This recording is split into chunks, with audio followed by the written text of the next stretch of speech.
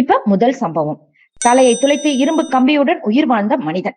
அமெரிக்காவில் ரயில்வே பணியில் வேலை செய்து கொண்டிருந்த 25 வயதான பீனியஸ் கேஜ் ஒரு நாள் வெடிகுண்டு வெடிக்கும் பணியில் இருந்தபோது சுமார் 1.1 மீட்டர் நீளமும் 6 கிலோ எடை கொண்ட இரும்பு கம்பி வெடிப்பின் அழுத்தத்தில் ஏவுகணை போல பறந்தது.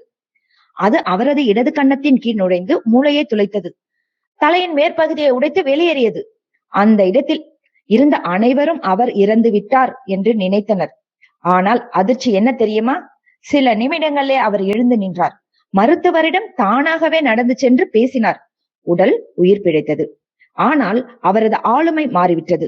முன்பு அமைதியாக இருந்தவர் பின்னர் கோபக்காரராகவும் பொறுமையற்றவராகவும் மாறியிருந்தார். இந்த சம்பவத்தினால மூளையின் பிராண்டல் லோப் நமது குணநலன்களையும் முடிவெடுக்கும் திறனையும் கட்டுப்படுத்துகிறது என்பதை உலகிற்கு நிரூபித்தது. இன்றைய நரம்பியல் மருத்துவத்தின் அடித்தளங்களில் இதுவும் ஒன்று.